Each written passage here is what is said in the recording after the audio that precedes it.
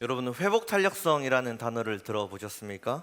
어떤 어려운 일들을 만났을 때 그것을 이겨낼 수 있는 어떤 내적인 힘을 의미하거든요. 근데 이것은 이제 심리학자 에이미 워너가 만들어낸 개념인데요.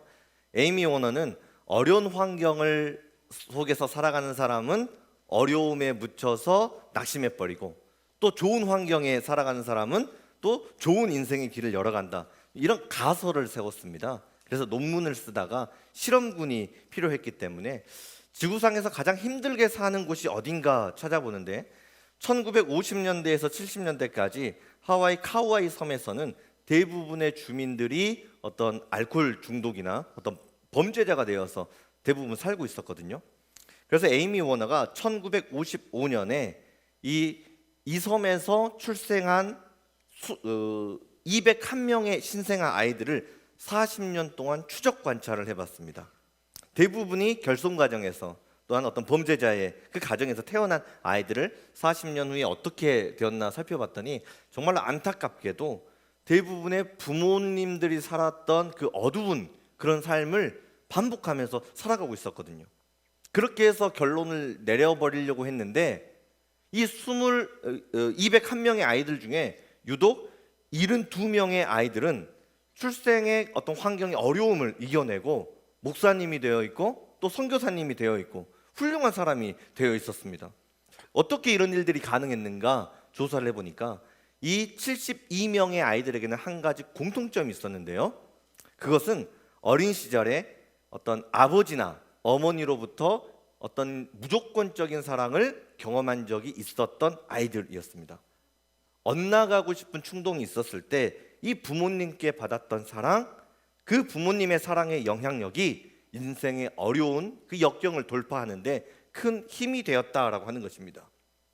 이 사례는 우리가 어떤 영향력을 받고 살아가느냐에 따라서 우리의 인생이 달라질 수 있음을 단적으로 보여주는 예시가 됩니다. 오늘 읽은 에베소서 말씀은 영향력에 관련된 말씀입니다. 술 취하지 말라, 이는 방탕한 것이니 오직 성령으로 충만함을 받으라.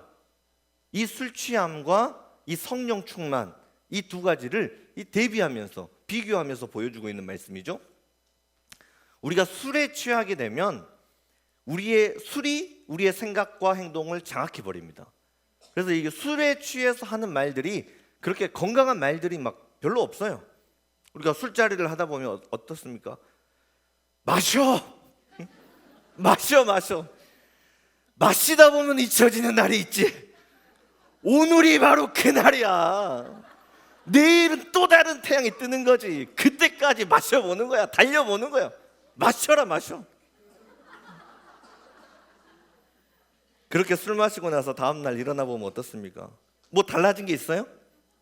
새로운 태양은 떴는데 술값 때문에 돈은 돈대로 쓰고 속은 속대로 쓰리고 문제가 해결된 게 아무것도 없어요.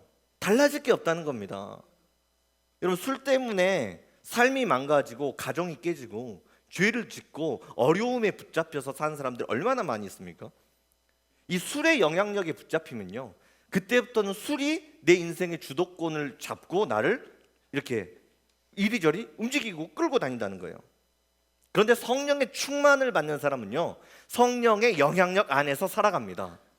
하나님이 보시는 것들을 보게 되고, 예수님의 마음이 내 마음이 되고, 성령님이 보여주시는 비전을 쫓고 꿈을 쫓아 살아가는 성공한 인생이 됩니다. 우리 예수님은요, 성령의 영향력 안에서 살아가셨습니다.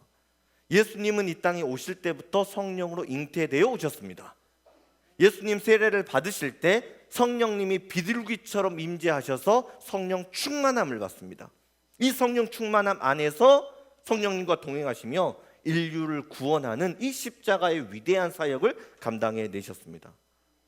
이 성령의 영향력 안에서 살아가는 사람들은 하나님의 뜻이 이 땅 가운데 이루어지는 가장 복된 인생을 살 수 있습니다. 술 취하지 말라, 이는 방탕한 것이니 오직 성령으로 충만함을 받으라. 사실 이 말씀처럼 오해를 받는 말씀도 없습니다. 술을 마셔도 되는가? 술을 마시면 안 되는가? 타협을 해서 마시지만 취하지만 않으면 되는 거 아닌가? 우리는 이 구절을 보면서 자꾸만 술을 마시는 행위에 초점을 두고 이 말씀을 해석합니다. 그런데 오늘 말씀은요, 술 마시는 행동에 초점이 있지 않아요. 본문의 핵심은 술 취함의 결과가 방탕함에 있다는 것입니다. 이 방탕함, 여기에 사용된 원어를 보면 아소티아라고 하는 단어인데 구원하다 이런 뜻을 가지고 있어요.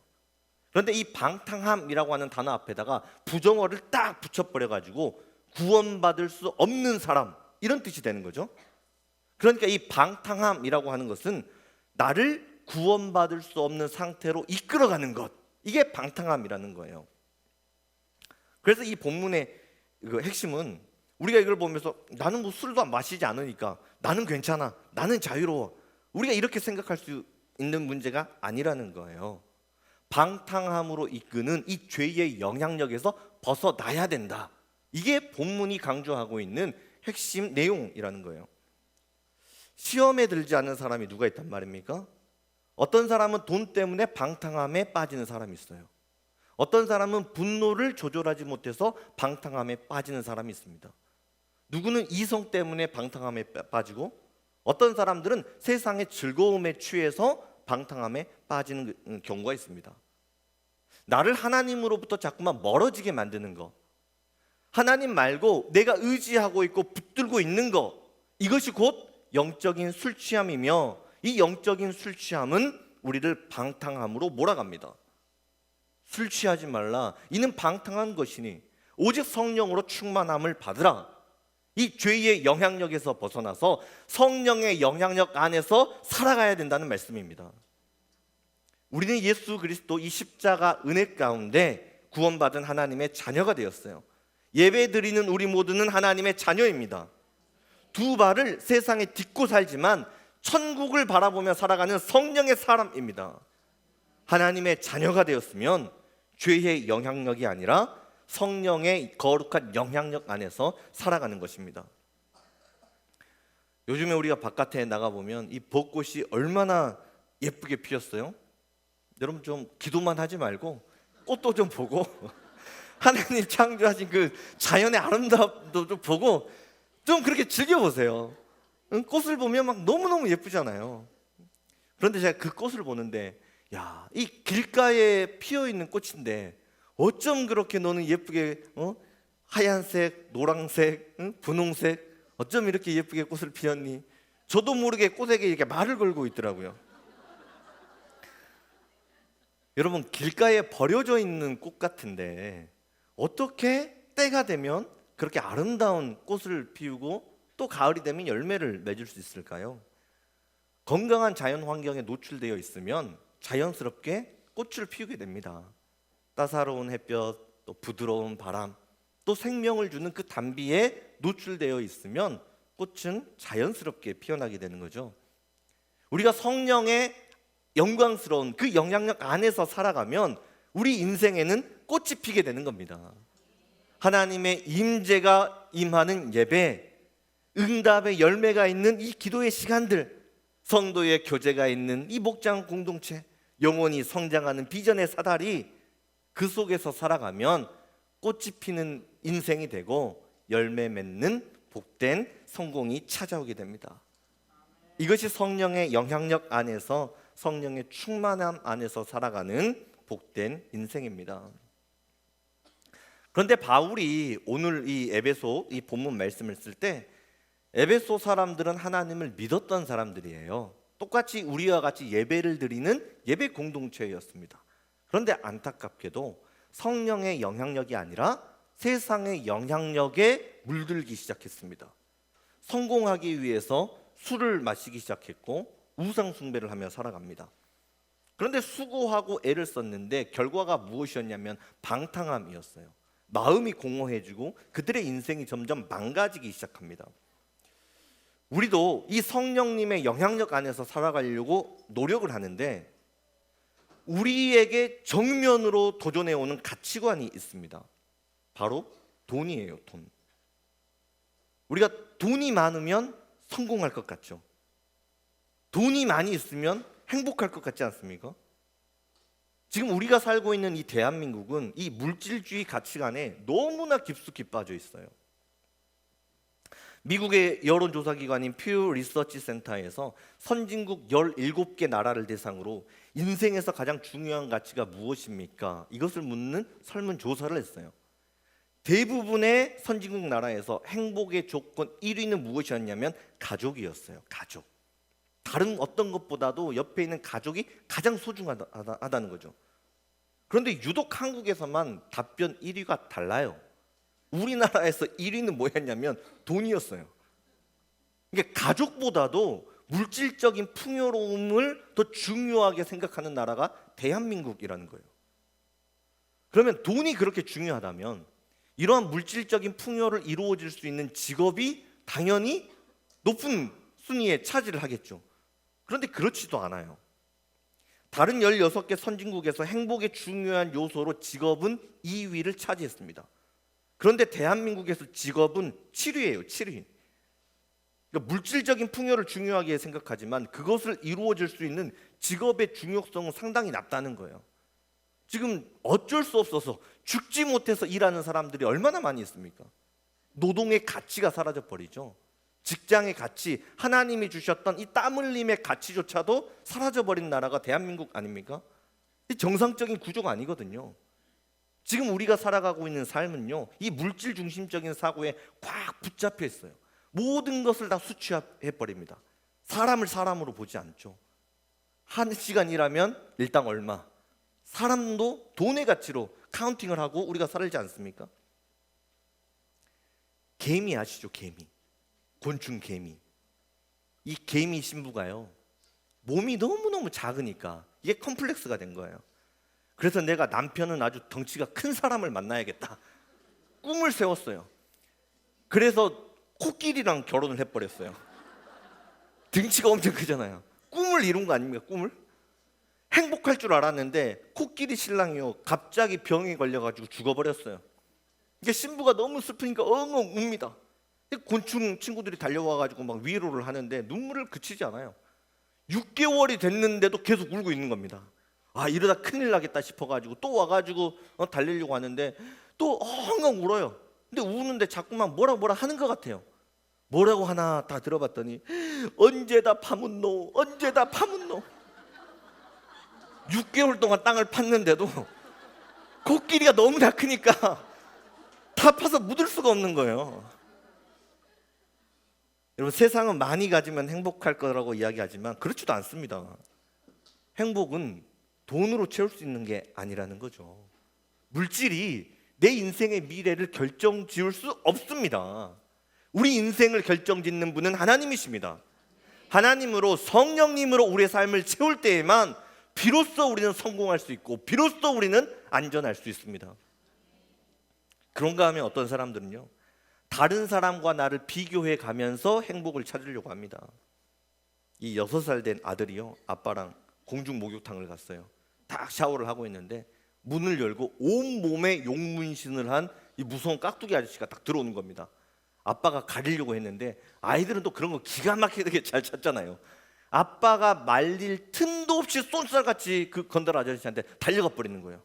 그래가지고 하는 말이, 아저씨 이렇게 커다란 용 스티커는 어떤 문방구에서 팔아요?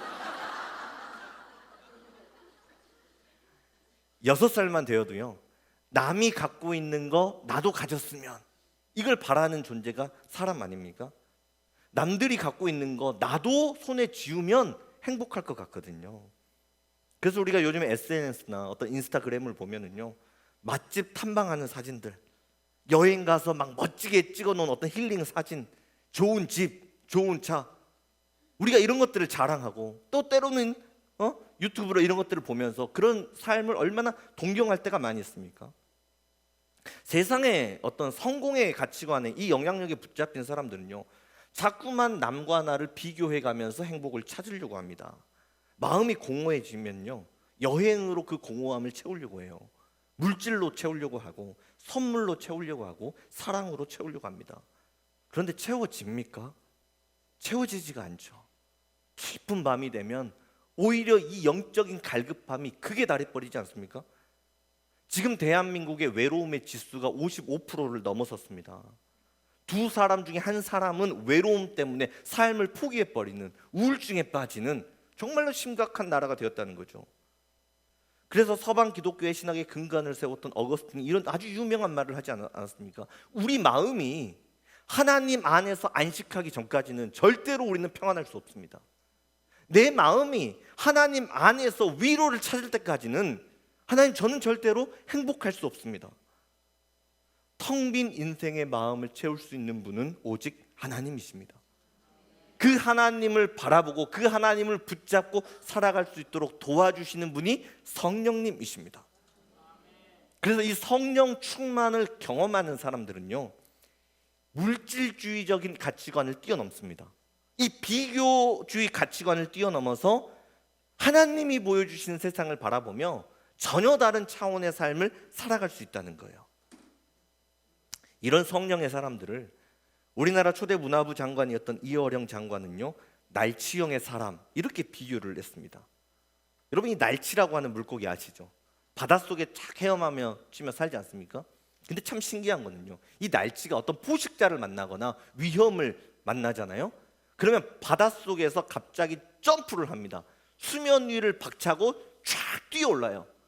그리고 지느러미 있잖아요, 이거를 날개처럼 쫙 펼쳐버립니다. 그리고 물고기인데 바다 위를 날아가요. 무려 45초 동안이나 비행하면서 바다 위를 날아가 버립니다. 이 장면을 NHK 방송에서 촬영했고 45초 비행, 이게 지금 기네스북 신기록에 올라 있다는 거예요. 그래서 이 날치를 영어로 플라잉 피쉬라고 하잖아요. 날아다니는 물고기. 바닷속에 사는 물고기인데 바다 위를 뛰어날아서 넘어서 비행을 하면서 이 바다 전체의 풍경을 보면서 물고기가 살아가는 거예요. 수면 위를 떠올라서 뛰어올라서 새로운 세상을 경험합니다. 우리가 성령의 충만을 받으면, 성령의 영향력 안에서 살아가면 차원이 다른 인생을 살아가게 되는 거예요. 세상의 가치관을 뛰어넘게 됩니다. 술이나 돈이나 성공이나 자랑심이나 허영심을 박차고 뛰어올라서 성령님이 주시는 은혜를 누리며 살아가는 거예요. 내가 알지 못했던 평안이 주어지고 기쁨이 주어지게 됩니다. 이전에 누리지 못했던 행복과 즐거움, 이 모든 것은 성령의 영향력 안에서 살아갈 때 주어지는 은혜입니다. 날치처럼 성령의 손에 붙들려서 날아오르라. 신앙의 풍요로움을 경험하라. 하나님의 축복을 누리며 승리하며 살아가라. 오직 성령으로 충만함을 받으라. 성령님 안에서 차원이 다른 인생을 살아갈 수 있어요. 왜냐하면 성령님은 아주 능력이 많으신 하나님이시기 때문에 그렇습니다. 성경을 보면은요, 성령님을 불과 같은 분 이렇게 표현을 합니다. 우리가 살다 보면 마음이 식어버릴 때가 있잖아요. 신앙도 식어버리고 살맛이 없어질 때가 있거든요. 그런데 불같은 성령님이 오시게 되면 열정이 살아나는 겁니다. 믿음이 살아나는 겁니다. 인생이 살맛 나도록 우리를 도와주시는 분이 성령님이에요.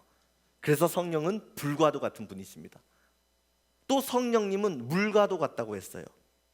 우리가 목마를 때 물 한 잔 마시면 얼마나 시원합니까? 인생의 갈급함에 빠졌을 때 성령의 충만함이 오시면요, 성령은 인생의 갈급함을 해결해 주시는 분입니다. 인생의 목마름을 시원케 해주시는 분이 우리 성령님이시다라고 하는 거예요. 또 성령님은 바람과도 같다고 했거든요. 구약 성경을 보면 성령, 생기, 바람, 이 세 가지 단어가 전부 다 성령님을 뜻하는 하나의 단어로 되어 있다는 거예요. 에스겔 37장을 보면은요, 마른 뼈 환상이 나오지 않습니까? 하나님이 이 죽음만이 가득한 이 골짜기에다가 에스겔을 갖다 놓고 보여주십니다. 그러면서 하나님이 한 가지 말씀을 하시죠. 내가 생기를 너희에게 들어가게 하리니 너희가 살아나리라. 하나님의 말씀대로 사방에서 생기가 불기 시작합니다.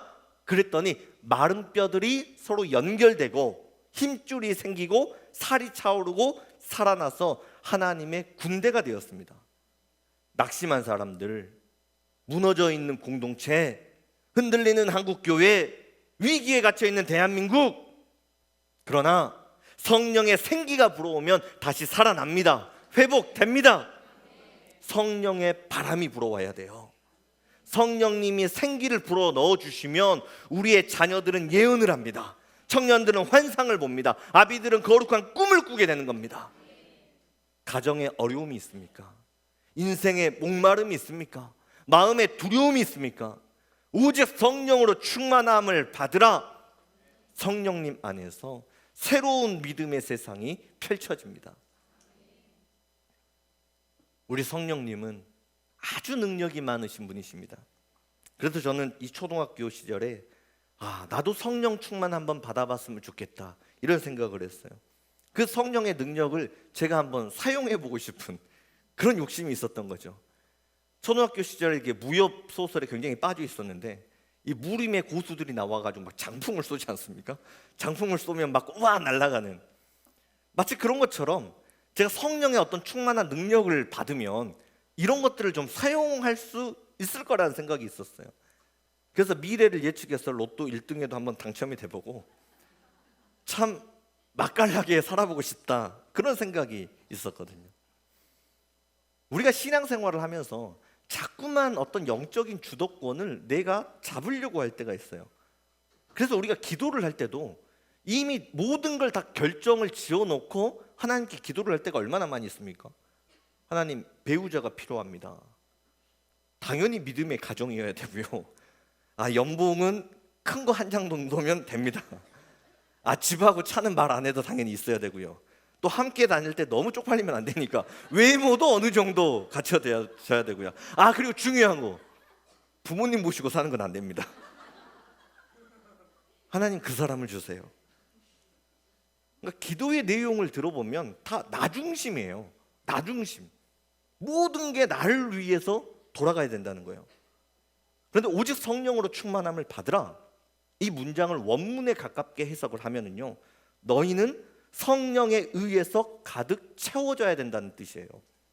주도권이 성령님에게 있다는 겁니다. 내 마음대로 성령의 능력을 쓰는 것이 아니라 성령님이 나를 주관하신다는 거예요. 성령님이 나를 꽉 움켜잡고 내가 성령에 의해서 충만해지면 내가 변하게 되는 거예요. 문제가 바뀌지 않을 수도 있어요. 상황이 변하지 않을 수도 있어요.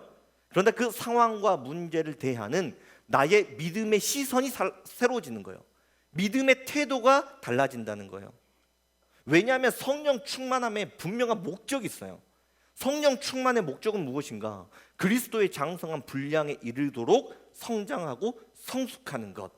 여기에 성령 충만의 목적이 있기 때문에 그렇습니다. 그래서 성령님은 우리의 존재를 변화시켜 주십니다. 내가 예수님의 향기를 품는 사람이 될 수 있도록 나를 변화시켜 주시는 분이 성령님이세요. 제가 14년 전에 우리 한소망교회에 부임을 할 때요, 우리 위임 목사님 수행비서를 담당했잖아요. 지금도 제가 기억에 남는 몇 가지 은혜들이 있는데, 늦은 시간 이제 운전을 해서 우리 교회에 도착을 했습니다. 교회에서 이제 목사님은 목사님 차로, 또 저는 이제 제 차를 타고 집으로 가야 되니까 차에서 내렸는데 자정이 넘은 시간이었거든요.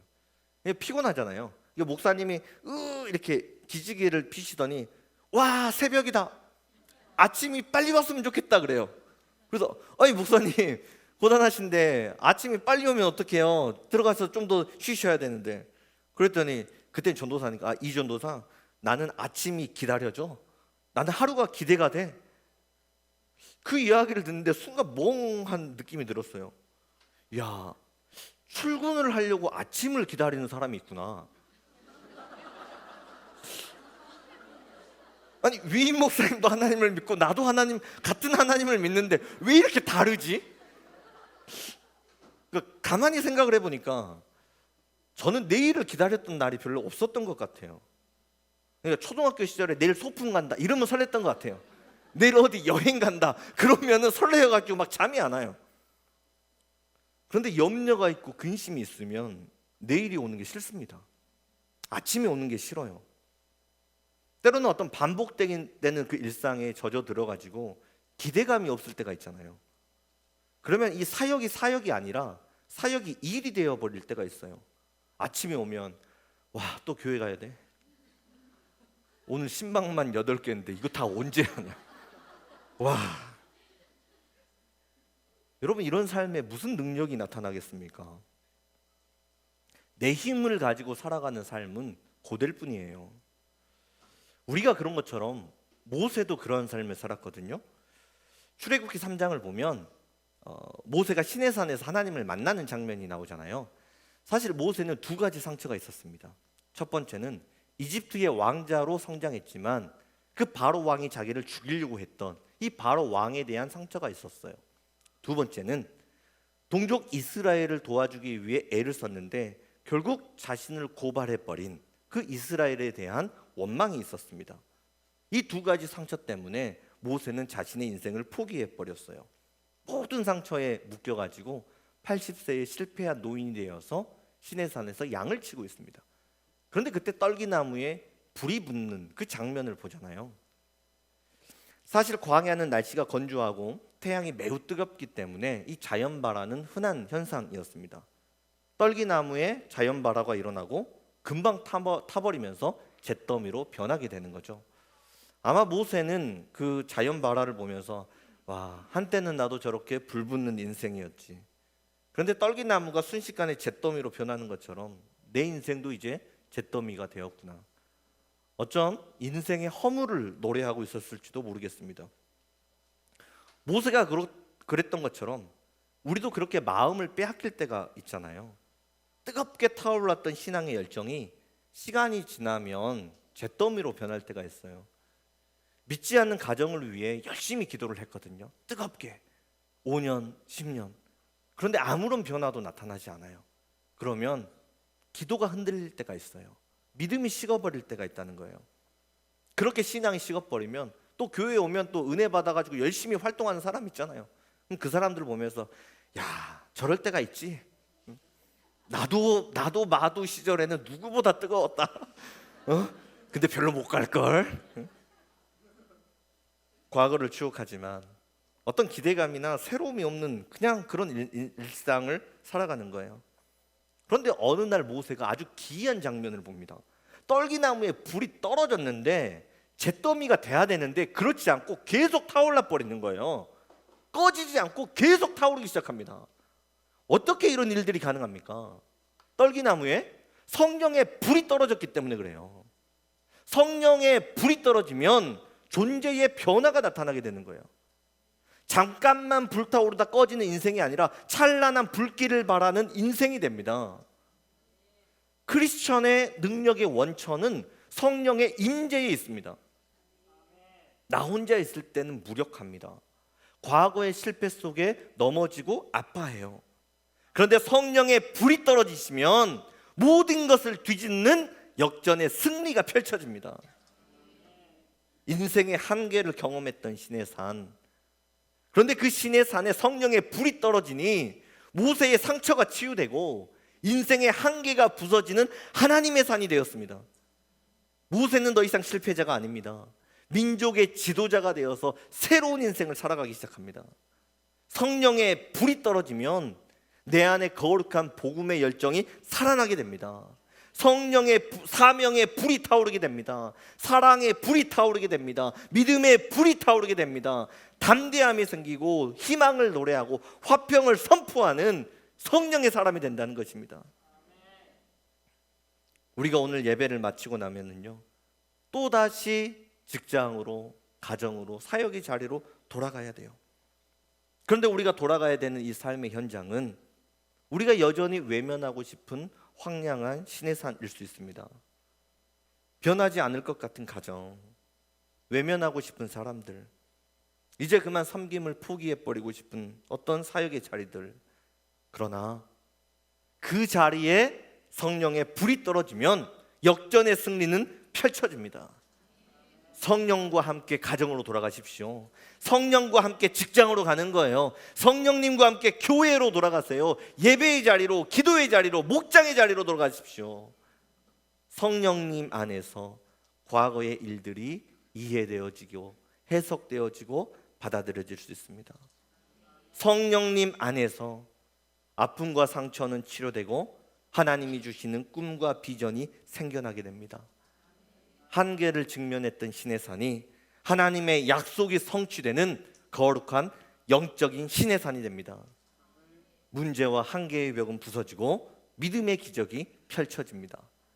술 취하지 말라. 이는 방탕한 것이니 오직 성령으로 충만함을 받으라.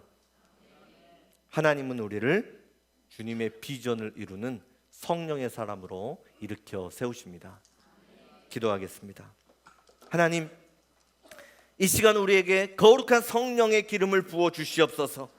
죄의 영향력을 끊어버리게 은혜 베풀어 주옵소서. 성령님 안에서 자유함으로 감사함으로 성령의 열매를 맺으며 살아가는 복된 인생이 되게 하여 주옵소서. 이 모든 말씀 예수님 이름으로 기도드립니다. 아멘.